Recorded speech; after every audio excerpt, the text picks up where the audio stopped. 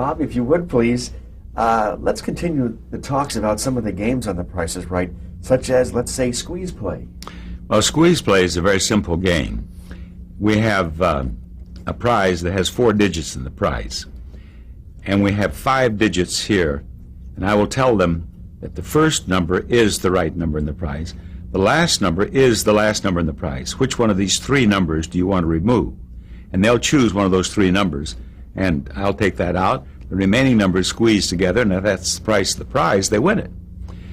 The game, you know, with computers and with all of the modern technical things that we have, we sometimes overlook the safety of the human operation of a prop. And that game was a real pain in one respect. I would say, all right, now the remaining numbers will squeeze together. Well, they wouldn't squeeze together, you see. And it was done mechanically, and it would never work. You know what we did? We tore the whole machinery out, put a guy under there, and he squeezes the numbers together. Right back to KTTS in Springfield, Missouri. Funny. How about 3 Strikes? 3 Strikes is a very good game. With 3 Strikes, we're offering an automobile, and usually an expensive automobile is the prize. 5 numbers in the prize. So I put the 5 numbers into a bag and 1 strike. We used to do the game with 3 strikes going into the bag, but we wanted to increase the probability of winners. So we put only 1 strike in the bag. Now, the contestant reaches in, and you can't see what's in there, of course. You pull out 1 number, hopefully a number. You got a number, you have to tell me whether it's the first, second, third, fourth, or 5th number in the price of the car. If you're right, it lights up. If you're wrong, it goes back in the bag. And now you try to remember it. If it was a 3, well, that's not the second number. It's not the second number. It must be one of the others, so that if you draw it again, hopefully there is some skill to this, you see, if they can remember. Of course, they get so excited they don't remember sometimes. But if you get a strike, all right, that's 1 strike, then it goes back in the bag. If you get 3 strikes before you get the numbers all lighted up in the price, you lose. But if you get that numbers lighted up, you win the game. It's a game that is a lot of fun because you get right down to sometimes you have only 1 strike and 1 number in the bag, and you've built it, and this person wants that car, and they're jumping all around, and they're excited, the audience is excited. Now you're going to reach in the bag and get that number, and if you pull out a number, it's bedlam. If you pull out the strike, it's still bedlam. It's what we call a good loss. It's been right up there and almost. Bob, out of all the 70-plus games, do you have a favorite among them? I have some favorites, yes. I have, well, this 3 Strikes is one of my favorites. One of my favorites is a game called It's in the Bag. And with It's in the Bag, we have 5 bags with price tags on them. Over here we have 6 products. All right? You tell me what is in this bag. It's the one of those products that is $1.46. You tell me what's in that bag correctly, and I'll give you $1,000. That lights up, $1,000. So they choose the one they think is $1.46, and they go right through these 5 products. So that'll leave 1 product over there. They've taken 5 of the products and hopefully had them in the right order. All right, I told you if you could tell me what was $1.46, I'd give you $1,000. I push a thing here, it drops down. There it is. You have $1,000. You have just won $1,000. Now, you can take that and quit right now, or we can see if you're right about what's in this bag, and if you are, I'll give you $2,000. I'll double your money. You want to risk losing your $1,000 and go for the 2, or do you want to go for the take the $1,000 and quit? Most cases they'll go up. Boom, it's there. Well, you see what happens. Now they're up to 2. All right, now you want to lose $2,000 and go for 4. Now you get $4,000. Now that's serious money. Now we're talking about serious. Think what you can do with $4,000, and I could have that whole place on its feet, screaming, and their friends are screaming, "Go!" or "Stop!" or whatever. You know, whatever you have. Believe me, viewers are interested. It's a great game. Another game that I enjoy is a game called Punch-a-Bunch. It's a punch board, and you can win 4 punches. And then you punch out 4 holes. All right, I reach in there and I pull out, and only I know what's on there. It can be as little as $50 or it can be as much as $10,000. And you can have a lot of fun with that game. Another favorite of mine is a golf game. If I make my putt, if I miss my putt, I hate that game. But if I make my putt, and that's more important than the contestant making her his putt. Bob, any games that were not so successful on air that maybe you tried and just, oh man? Oh yes, we had some physical games that we never really thought fit in the philosophy of our show. We had them shooting baskets, had them throwing baseballs, we had them throwing darts one time. We had a horse racing game, which I didn't like because I don't like horse races, but I didn't know enough about horse races to complain about it. But before we had lost the game, taken the game off. Speaking of baskets, one time on Truth or Consequences, I had a consequence where the contestant was going to shoot free throws. See how I do it? You know, today it's all this, but this is the way we did when I was in high school. I told you I'd played basketball in high school. My coach was a fellow named Jimmy Ewing. And so I said, now before you contestants shoot these free throws, let me show you how to do it. And I showed them how we used to shoot free throws. Remember Rick Barry, how he shot? That's the way we shot. Everybody did. And at that time, I couldn't make a basket. I couldn't, after telling her, I said, I'm going to show you how Jimmy Ewing taught me. And I couldn't make a free throw. I got a wire from Jimmy. He says, next time you shoot free throws, don't mention my name. That's funny. That's funny. Bob, getting back to the games on PIR, how are the games conceived and how are they tested if they are tested? Anybody who works for the company can submit an idea. And we sit down and talk it over, and some of them are just hopeless going in, and we know it. Others, maybe, if we work it over. And occasionally we get one that's pretty much just exactly the way we do it. Let's talk about the products featured on the show. How have the prices changed throughout the last 27 years? I can answer that question so easily and so vividly that you'll have no trouble seeing what's happened. When we started The Price is Right in 1972, we gave away automobiles with 4 numbers in the price, and the first number was 2. $2,000 cars. And then it was 3, the first number, 4, 5, 6, 7, 8, 9, and then we had to remodel some of our props to accommodate 5 digits because you can't get the cars for less than $10,000. And then they try to tell us there's no inflation. 2,000 up to 10,000 plus. I mentioned the Viper we try to give away. That's $70,000 plus. And we give away a lot of cars, 40-some thousand or 30-some thousand. Bob, you touched upon the late, great, dear, God bless him, Johnny Olson, who was a great guy. What is the contribution of Rod Roddy? Well, jackets, if nothing else.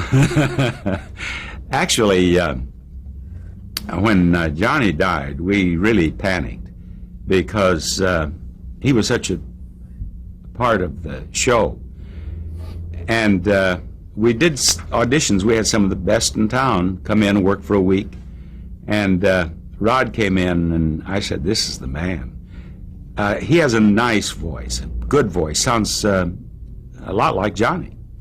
And he reads copy well. But I can have comfortable exchanges with him. You know, when you're in ad-lib situations with people, you want to know that they have the good taste and the good judgment not to embarrass you. And I can do that with him. I can bring up something on the air I'm talking about. I can bring up something and start talking with him, and I know that we're not going to get in trouble. And he is fun to work with, and those jackets were his own idea. He loves attention, and he loves his camera time. You ask him a question, he'll take forever to answer it because he knows the camera's on him, you know. Well, sometimes when I get in trouble in time, you know, I've got to make up time. Rather than saying, Rod, who's our next contestant, and have him do 15 or 20 seconds over there, I'll say, the name of our next player is, and then all he can say is John Jones, and I got him. You're right, because he would say, well, He'll Bob, say, well, Bob, now let me see. It'll come to me, you know, and he's looking into the camera. That's funny. But he's a dear guy. Bob, let's talk, if you would, please, about Janice Pennington.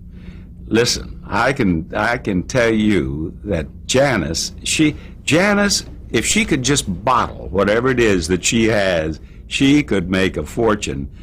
She has been on the show all 28 years. Now, she was a beautiful girl when we started, but I think she's lovelier today than she was 28 years ago. She's quite remarkable and to be admired. She takes good care of herself. She watches her diet very carefully, and she exercises every day. And it's a lot genes, of course, but it's not just genes. You know, you can have great genes and still let it all go. She's just a lovely, lovely woman and a delight to work with. How did the models become known as Barker's Beauties? I called them Barker's Beauties one day, and it just became they became Barker's Beauties. They were all there, and I said, "You're Barker's Beauties," and everybody liked it, and they've been Barker's Beauties ever since. It's like Contestants Row. I said, "Come on over here and get into Contestants Row one day," and it's been Contestants Row ever since. Bobby, if you would please talk about the great showcases that were on throughout the years, where the great Johnny Olson and Rod, yourself, and the girls would act. I've never done any acting in the showcases, but Johnny and Rod sure have. Johnny, he used to do one that I loved. He'd do that character of Jackie Gleason's. What was it when he was the rich fellow in the Tales? Reginald Van Gleason. Reginald Van Gleason. Johnny was hilarious in that. I loved him in that. And Rod, one of my favorite things that he does this rapper Rod, and he does rap, and it ain't going to be recorded ever, but it's bad enough to be fun, and he enjoys doing it. But they've done things over the years. The models, of course, they're in them regularly, but the two announcers have been in them occasionally and done a good job. Bob, what is the closest a contestant ever came to guessing the exact price of a showcase? $1. Within $1. The most interesting thing that ever happened of that type, today, if you're within $250 or less, you win both showcases. Originally, it was $100. Again, a product of inflation. But while it was still, if you were within $100 of the retail price of your own showcase and you were the winner, you won both showcases. In one showcase, both contestants were less than $100 away from the retail price of their own showcases. But one of them was closer and won both showcases. So here was a contestant who had been less than $100 away and lost. She cut her wrists in the parking lot. Bob, any favorite contestants? Or any funny, memorable moments? Well, when you use the word memorable, the most memorable moment of the show ever, this happened 20, maybe more years ago. But people will ask me that question in the audience, when I'm talking with the audience during commercials. And before I can answer, someone will say, "Tell him about the tube top." And that was a young lady in the audience in a tube top, and she was called to be a contestant. She jumped to her feet, began jumping up and down, and both of them came out of the tube top. She came on down, and they came on out. And no one has ever forgotten it. And she didn't know it.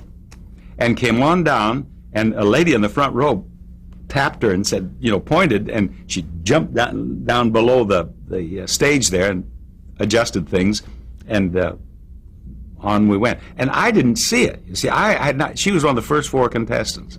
So I had not been introduced.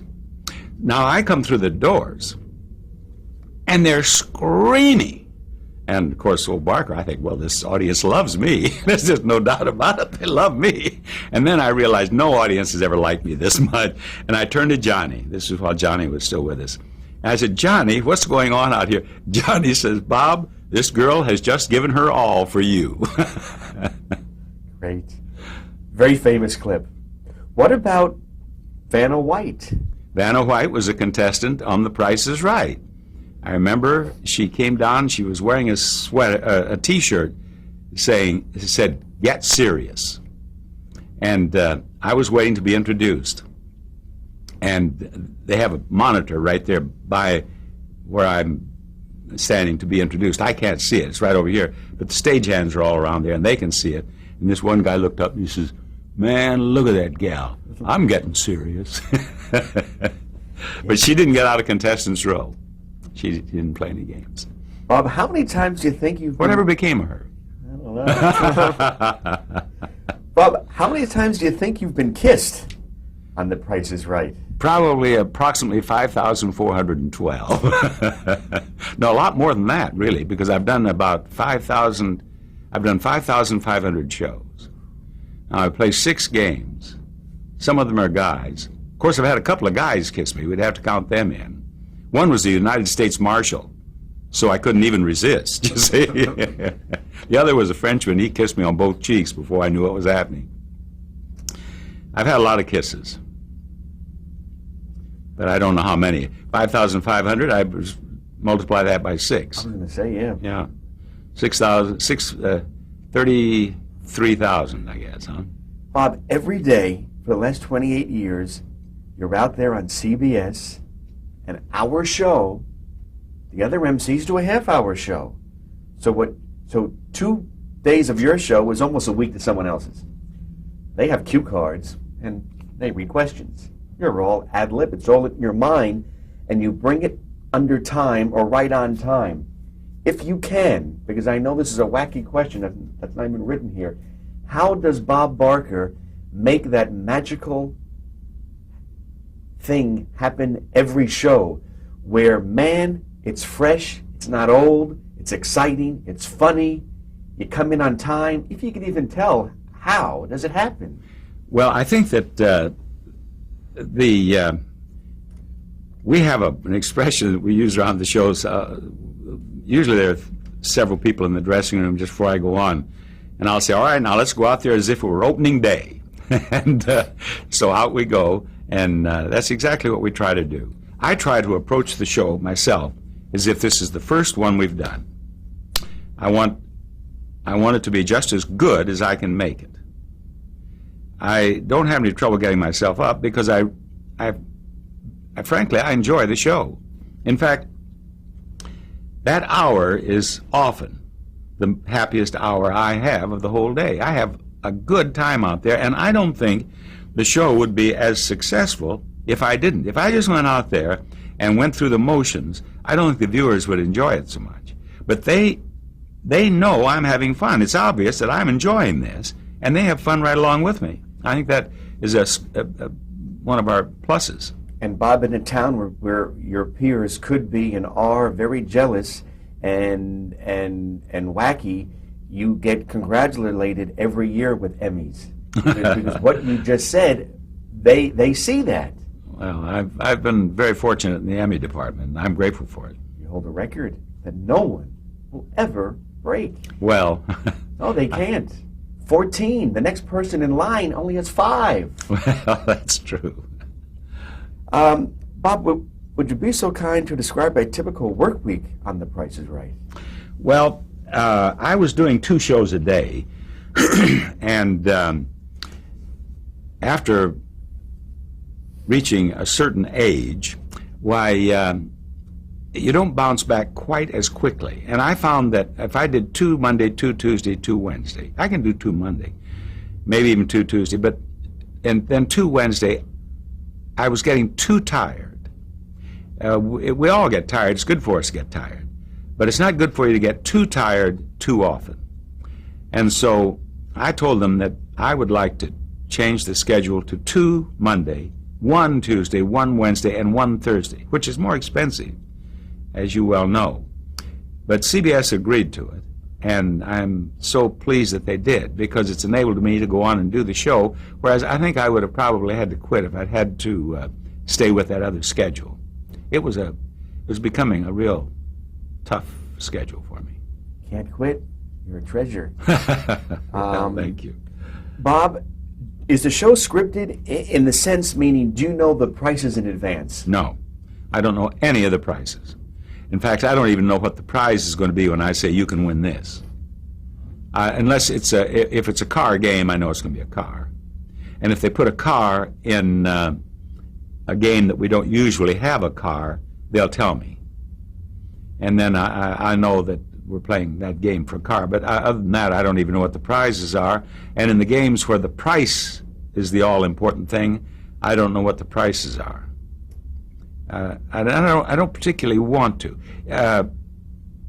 I have a lot of fun with a game like I described It's in the Bag, where you don't know whether they put the right product in the bag. Well, if it's up into the pretty good size prize as far as money is concerned, say it's up to $8,000. You can win $16,000 in that game. If you're up to $8,000, I may go over there and there's a button I push to drop the part of the bag down so you can see what's in the bag. And I'll go over and I'll say, now you'll get $8,000 if that Clorox is in this bag. $8,000. What are you going to do with $8,000?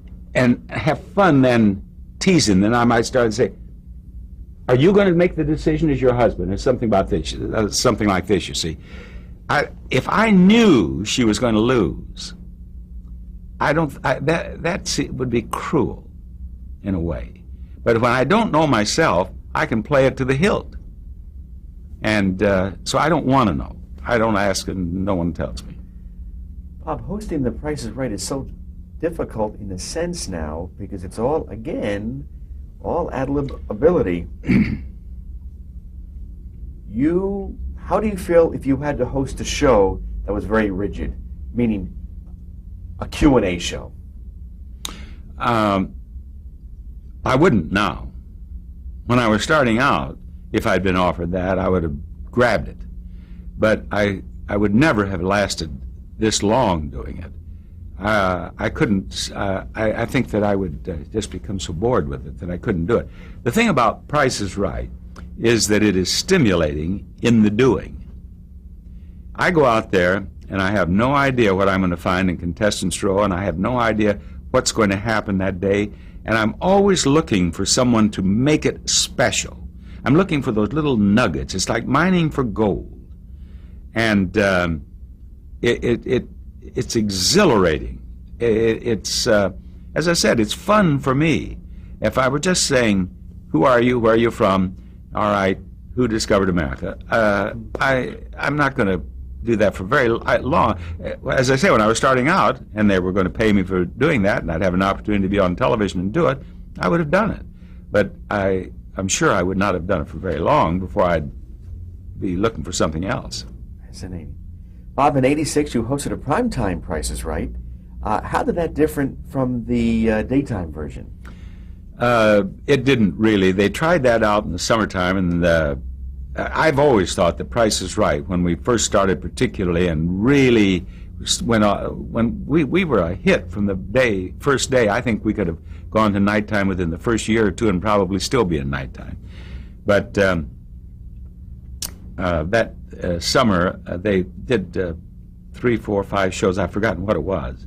And they put us opposite, I think it was The Cosby Show, when The Cosby Show was just it in television.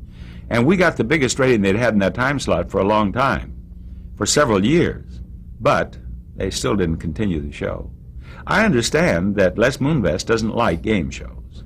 And before him, well, go back to when Bud Grant bought Price is Right, and Bud was the head of daytime when he bought it. But then Bud moved up and was the head of all programming at CBS. At the time that Bud was there, Bud would have put the show Price is Right on in prime time. But he had a program man in charge of prime time who didn't like game shows, and he didn't want to overrule him. And then when what's the young man's name who went on to Sony? Safrance? Yep, Sagansky. Sagansky. I met with him on 2 different occasions, and I thought we were that close to getting on. And his mother loved Price is Right, which didn't hurt. And but it didn't happen. And so it probably never will now. But it could have been a good nighttime show, I think. Jeopardy didn't do it. Wheel of Fortune didn't do it. They both were hour formats, you know, that had to revert back to a half hour. The primetime Jeopardy was. Why do you think The Price is Right is able to sustain an hour program while a few others have failed? Well, you mentioned Jeopardy and you mentioned Wheel of Fortune. They are the same game, day after day after day.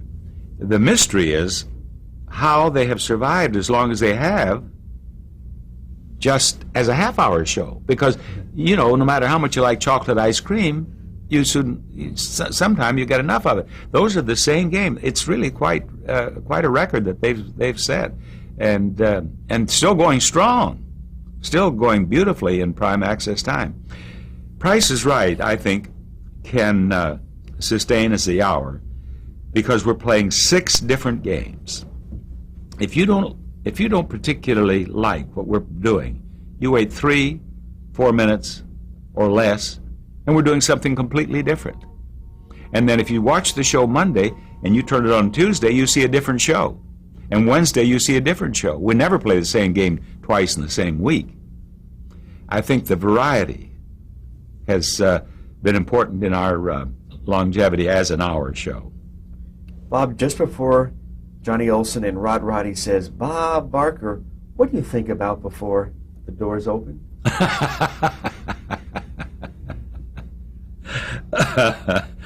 I don't think I think about the same thing every time. It depends probably on how things are. Sometimes things are so wild at home, I'm anxious to get over there so I can relax. Just as today I was pleased to come over here and sit here and talk with you because I'm relaxed. At home I was faxing and getting faxes, and I had telephone calls, and it was a hectic day. But one thing I always want to check to be sure I have the first price in my pocket, and I check to be sure that I have my 5 $100 bills in my pocket. And beyond that, I think I've put myself together. There are a lot of people in there when I'm dressing, and if I'd forgotten something, they'd say you have no tie on or whatever. Bob, how do you account for The Price is Right's mega longevity? Well, I think it's some of the things that we've mentioned. I think it's the fact that we have all these different games that we play. So it is a variety of things that you see over a week. Beyond that is a fast-moving show. We're only playing a game for 3 or 4 minutes at the most, and then we're doing something different. And I think that it is a people-oriented show beyond anything else on the air. The other shows, it's for the most part, who are you, where are you from, and let's play the game. And on most of the other shows, there are contestants between 20 and 40 who are physically attractive. And they are pre-selected, and they've learned the game, and they come in, and they don't have the same attitude of people right out of an audience. And we take ours right out of the audience, and we're the only show that does that now. You see one fellow there in a 3-piece suit, you see the next one in sandals and shorts. And they're all just, hey, I'm having fun. It's a ball. It's an event. This is Price is Right. And it looks different, and it feels different, and it is different. And this idea of being people-oriented, I think television viewers like to see people just like they are up there on the stage doing this stuff. I think they like that. And they like my conversations with them. They like to hear these people talking and getting off funny lines. They say utterly ridiculous things that are hilarious. And they say very clever things that are hilarious. And also, the whole country can identify with The Price is Right.